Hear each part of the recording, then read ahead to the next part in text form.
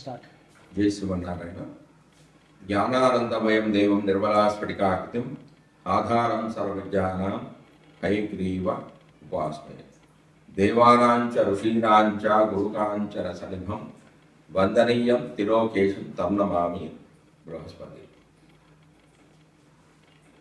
అందరికీ నమస్కారం. మనం ఇప్పుడు వీడియోలో గురువు వృషభ రాశి నుంచి మిథున రాశిలోకి ప్రవేశిస్తున్నాడు. ఎప్పుడంటే మే 15వ తారీఖు. ఒక రాశిలో గురువు సంచారం ఒక సంవత్సర కాలం ఉంటుందంటే ఒక రాశిలో ఒక సంవత్సరం ఉంటాడు. గురువు సంవత్సరం, రాహుకేతువులు సంవత్సరం అంటే వక్రం అంటే వెనక్కి నడుస్తూ ఉంటారు. శని 2.5 సంవత్సరాలు ఉంటాడు. అంటే ఈ 4 గ్రహాలు వ్యక్తి జాతకం మీద ఎక్కువగా ప్రభావాన్ని చూపిస్తూ ఉంటాయి. కాబట్టి ఆ 4 గ్రహాల ప్రభావం జాతకంలో విశేషంగా ప్రభావాన్ని చూపిస్తాయి. కాబట్టి వాటిని జాగ్రత్తగా పరిగణించుకోవాలి. ముఖ్యంగా గురుడు ఒక శుభగ్రహం. గురుడు యొక్క దృష్టి లేకపోతే ఆ గృహంలో ఇలాంటి శుభకార్యాలు జరగవు. ఎవరి జాతకంలోనైనా గురుడు మకర కుంభాల్లో ఉన్నా, శని నక్షత్రాల్లో ఉన్నా చెడు ఫలితాలు ఎక్కువగా జరుగుతూ ఉంటాయి. కాబట్టి గురువు యొక్క గోచారం, గురువు యొక్క శుభ దృష్టి అనేది జాతకుడికి చాలా ముఖ్యం. మనం ఇప్పుడు ఈ వీడియోలో గురువు సంచారం వల్ల అంటే మిథున రాశిలోకి ప్రవేశించడం ద్వారా 12 రాశుల వారికి ఫలితాలు ఏ విధంగా ఉన్నాయి అనేది తెలుసుకుందాం. అసలు గురువు యొక్క కారకత్వాలు ఏమిటి? సంతాన సోక్షం వటనే పడుతుం శరీర పుష్టీర్త వినంతనూజ జ్ఞానం మతిస్తంత్ర విచార భూప వినోద వేదార్థ విదోంగ వీర్యం తురంగ సౌఖ్యం స్వగురు స్వకర్మ సింహాసనం ఘోరద బుద్ధ విప్ర చమీకరా భూషణ సత్యమేదో మీమాంస తీర్థాని యశత్ సురేజ్యాత్. భావమంజరి అనే గ్రంథంలో 49-50 శ్లోకాల్లో గురు కారకత్వాల గురించి చెప్పడం జరిగింది. వీటి యొక్క అర్థం ఏమిటంటే సంతాన సౌఖ్యం, వక్తృత్వము, శరీర పుష్టి, ధనము, పుత్రులు, జ్ఞానము, బుద్ధి, తంత్ర విచారం, రాజ సమానత్వము అంటే ప్రభుత్వ ఉద్యోగం, వినోద ప్రీతి, వేదార్థ జ్ఞానము, శరీర బలము, గురువు, తండ్రి నుంచి వచ్చే వృత్తి విద్య, సింహాసనము, గోవులు, రథాలు, వృద్ధత్వం, బ్రాహ్మణుడు, బంగారు ఆభరణాలు, సాత్వికమైన గుణము, మీమాంసా జ్ఞానము అంటే తర్కించడం, తీర్థయాత్రలు, ఇవి గురువు యొక్క కారకత్వాలు. జ్యోతిష్యం బుధుడి ద్వారా రావచ్చు, గురువు ద్వారా రావచ్చు, శుక్రుడి ద్వారా కూడా రావచ్చు. అయితే బుధ కారకత్వంలోని జ్యోతిష్యం ధనార్జనకు, గురు కారకత్వంలోని జ్యోతిష్యం అనేది లోకోపకారానికి, శుక్ర కారకత్వంలోని జ్యోతిష్యం పలుకుబడి పెంచుకోవడానికి, యురేనియస్ కారకత్వాలని జ్యోతిష్యము నూతన ఆవిష్కరణలకు ఉపయోగిస్తుంది. వాహన సౌఖ్యము, పల్లకి, ఏనుగు, గుర్రము, యజ్ఞాది క్రతువులు, ఆచార పాలన, ద్వితీయ వివాహము, ప్రబంధ రచనా శాస్త్రము, జ్యేష్ఠ సోదరుడు, పశు సంపద, శుభకార్యాలు,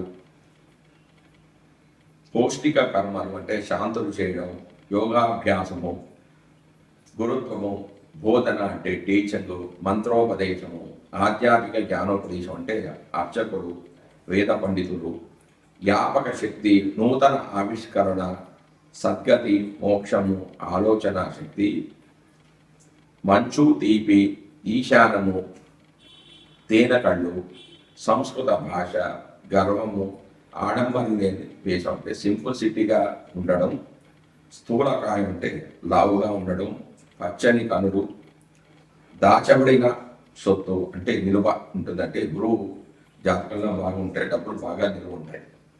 గజ సంపద, వేదాంతము, ప్రవితాంశుడు అంటే ముత్తాత, భవనాలు, గోమైనికం ఇతన్ని చెప్పబడ్డాయి.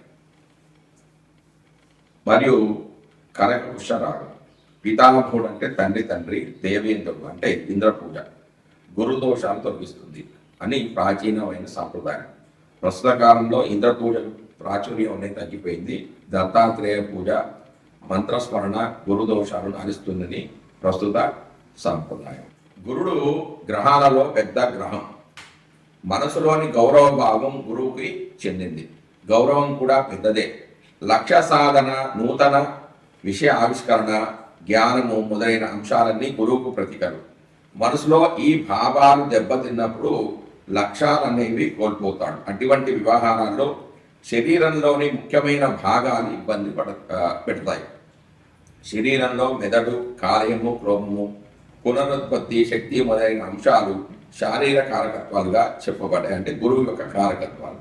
ఈ భాగాల్లోని లోపాల వల్ల శారీరం శక్తిహీనం అవుతుంది. ఆలోచన శక్తిని కోల్పోతూ ఉంటుంది. విశేషణ లేకుండా చేస్తుంది. జ్ఞానహీనమైపోతుంది. పునరుత్పత్తి శక్తి ఉన్న కారణంగా, అంటే మళ్ళీ ఉత్పత్తి చేసే కారణంగా సంతానకారకుడు అవుతూ ఉన్నాడు గురువు. రక్తాన్ని ఉత్పత్తి చేయడం వంటి పనులు కూడా గురుని యొక్క కారకత్వాలు. కార్యం కూడా చాలా భాగం తీసివేసినప్పటికీ కూడా మళ్ళీ ఆ భాగాన్ని ఉత్పత్తి చేస్తూ ఉంటుంది. అంటే ఈ కార్యాన్ని కూడా కారకుడు గురువే. జ్ఞానం కూడా ఒక రకమైన ఉత్పత్తిలో భాగమే. అంటే ఇంతకు పూర్వం లేని భావన ప్రస్తుతం చేయడం, దాన్ని మరింత కొత్తదానిగా తయారు చేసి మళ్ళీ లోకానికి అందించడం అనే అంశమే జ్ఞానం విషయంలో స్పష్టం. ఈ గ్రహం కొంత పసుపచ్చగా కనిపించడం వల్ల కార్యాలు పసుపుపచ్చగా ఉండి వాటి లోపాల వల్ల పచ్చకామేల వంటి వ్యాధులు రావడం వల్ల ఈ గ్రహాన్ని పసుపు రంగుకు కారకత్వంగా నిర్దేశించారు. వీటన్నిటి దృష్ట్యా సమాజంలో గురువులు, ఇంజనీర్లు, సైంటిస్టులు, ధార్మికాధికారులు లోకక్షేమం కోరుకుంటూ మంచి విషయాలను మరింత శ్రద్ధతో ఉత్పత్తి చేయగలిగిన వారందరికీ సంబంధించిన సమాజ కారకత్వాలు ఈ యొక్క గురువుకి నిర్దేశించారు. ఈ విధంగా గురువు అనే గ్రహ కారకత్వం క్రియాశీలకమైన పాత్రను పోషిస్తూ ఉంటుంది. అంటే ఒక బాధ్యతమైన ఒక పాత్రను వహిస్తూ ఉంటుంది. ఈ గ్రహం బాగా లేదని జ్యోతిష్ఠులు భావిస్తే ఇటువంటి కారకత్వాలు శరీర మానసత్వ విభాగాల్లో సరి అయిన విధంగా లేవని భావించడమే. ఇదే విధంగా ఈ అంశాల్లో కలిగే ఇబ్బందిని గురుగ్రహానికి ఆపాదించి చూడడం జ్యోతిష్యుల యొక్క సాంప్రదాయం. ఇదే భారతీయ భావంలో గ్రహకత్వాన్ని అధ్యయనం చేసే విధానం.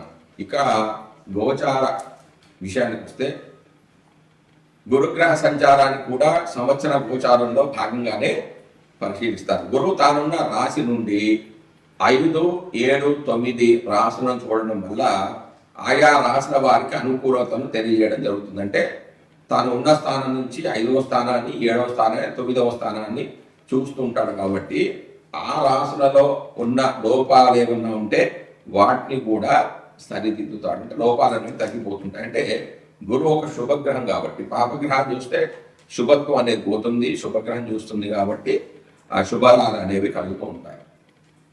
అయితే జన్మరాశి నుంచి గురుడు 2, 5, 7, 9, 11 రాశులు సంచరించేటప్పుడు ఆర్థికమైన, సంతానపరమైన, వైవాహికమైన సంతృప్తిని కలుగుతుందంటే ఆర్థికంగా బాగుంటుంది. సంతానం లేని వారికి సంతానం కలుగుతుంది. సంతానం ద్వారా ఆనందాన్ని పొందుతారు, సంతృప్తి ఉంటుంది, లాభాలను పొందుతారు. గురు దృష్టి ఉన్నటువంటి భావాలలో లోపాలున్నా సరిదిద్దబడతాయి. అంటే కొంచెం తగ్గిపోతూ ఉంటాయి. ఆ సంవత్సరంలో ఏ కార్యక్రమాలకు అనుకూలమో, ఏ కార్యక్రమాలకు ప్రతికూలమో కూడా గురుగ్రహ గోచారం ద్వారా మనం గమనించవచ్చు. నూతన సంకల్పాలు నెరవేరడానికి, వివాహ సంతానాది అంశాలు పరిపూర్ణత కోసం గురుగ్రహ గోచారం అనుకూలంగా ఉండే విధంగా చూసుకోవాల్సి ఉంటుంది. మనం ఎందుకు చూస్తున్నాం గురుగ్రహ సంచారం ఎందుకు తెచ్చుకుంటున్నామంటే గురువు యొక్క అనుగ్రహం ఉంటేనే మనం అనుకున్న సంకల్పాలు అనేవి నెరవేరుతూ ఉంటాయి. వివాహ విషయంలో కానీ, సంతాన విషయంలో కానీ, ఆర్థిక వ్యవహారంలో కానీ ఉంటాయి. కాబట్టి గురుగ్రహ సంచారం, గురువు యొక్క శుభ దృష్టి అనేది మనకు కంపల్సరీ. గురుడు 2, 5, 7, 9, 11 స్థానాల్లో శుభ ఫలితాలు ఇస్తాడు. అదేవిధంగా అంటే 2లో ఉన్నప్పుడు 12 ఏ గ్రహం ఉండకూడదు, 5లో గురుడు ఉన్నప్పుడు 4వ స్థానంలో ఏ గ్రహం ఉండకూడదు, అలాగే 7వ స్థానంలో గురుడు సంచరిస్తున్నప్పుడు 3వ స్థానంలో ఇతర గ్రహాలు ఉండకూడదు, 9వ స్థానంలో ఉన్నప్పుడు 10వ స్థానంలో ఉండకూడదు, 11వ స్థానంలో గురుడు సంచరిస్తున్నప్పుడు 8వ స్థానంలో ఏ గ్రహాలు ఉండకూడదు. అంటే ఇలా ఉంటాయి. వీటిని వేద స్థానాలు అంటే ఈ స్థానాల్లో ఏమన్నా ఉంటే ఆ శుభత్వం అనేది ఉండదు. అంటే వీటిని కూడా పరిశీలించుకోవాలి.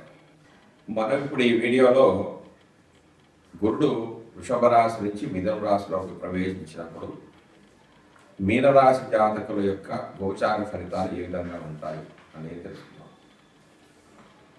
మిథున రాశి వారి గురుడు చతుర్థ భావంలో సంచరిస్తూ ఉన్నాడు. అంటే చతుర్థంలో సంచరించే గురుడు అశుభ ఫలితాలే కలిగజేస్తాడు. అంటే తల్లికి కొంచెం అనారోగ్య సమస్యలు రావడం, విద్య అనేది సరిగా సాగకపోవడం, అంటే అనుకున్న ఫలితాలు అనేవి సాధించలేకపోవడం, గృహంలో కొంచెం ఇబ్బందులు, ప్రయాణాల్లో కొంచెం ఇబ్బందులు కలగడం, అతి కష్టించినా కూడా కొంత ఫలితాలు అనేవి రాకపోవడము, భోజన సౌఖ్యం అనేది లేకపోవడము, శయ్యా సౌఖ్యం అనేది లేకపోవడము,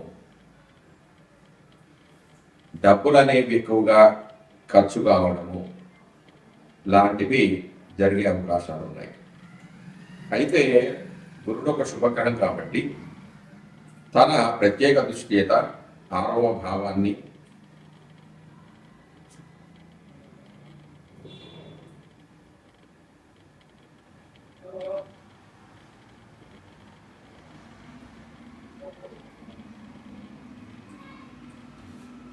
8వ భావాన్ని, 10వ భావాన్ని, 12వ భావాన్ని వీక్షించడం ద్వారా అందులో ఉన్న లోపాలు అనేవి కొంచెం తగ్గిపోయే అవకాశం ఉన్నది.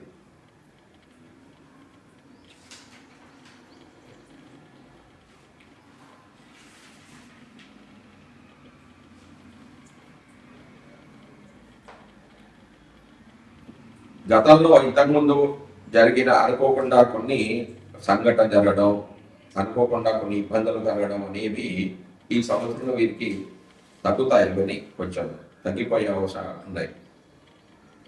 అయితే అనుకోకుండా కొన్ని డబ్బులు వచ్చే అవకాశం కూడా ఉంది వీళ్ళకి. శత్రువులు అనేవి కొంచెం తగ్గుతారు. భార్యతో జరిగే గొడవలు కూడా కొంచెం తగ్గిపోతాయి. కలత్ర మూలకంగా వీరికి డబ్బులు కొంచెం లభించే అవకాశాలు ఉన్నాయి. కాకపోతే వీళ్ళు ప్రయాణాలు చేసేటప్పుడు, ముఖ్యంగా వెహికల్స్ నడిపేటప్పుడు కొంచెం జాగ్రత్త అనేది చాలా జాగ్రత్త వహించాలి. గతంలో ఉద్యోగంలో ఏమన్నా ఇబ్బందులు ఉంటాయంటే పై అధికారులతో కానీ కింది స్థాయి ఉద్యోగులతో కానీ ఏమన్నా ఇబ్బందులు ఏమైనా ఉంటే అవన్నీ కూడా కొంచెం తగ్గిపోతాయి. వ్యాపారంలో కొంత లాభాలు అనేవి చూస్తారు. వివిధ రకాలైన ఆభరణాలు కొంటారు, వస్త్రాలు కొంటారు. కొంత గతంతో పోల్చుకుంటే ఈ సంవత్సరంలో కొంచెం మెరుగైన ఫలితాలు అనేవి లభిస్తాయి. అంటే ఇతరుల యొక్క సహకారము, సోదరుల యొక్క సహకారం కూడా కొంచెం లభిస్తుంది.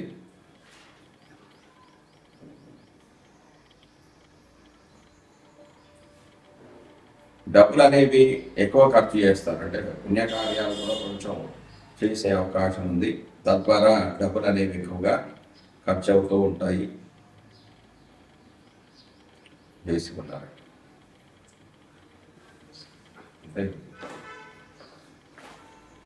గురుగ్రహం బాగాలేకపోయినప్పుడు, అంటే గురువు యొక్క అనుగ్రహాన్ని పొందాలి అంటే చేసుకోవాల్సిన రెమెడీస్ ఏమిటి అంటే గురువు యొక్క దానాలు.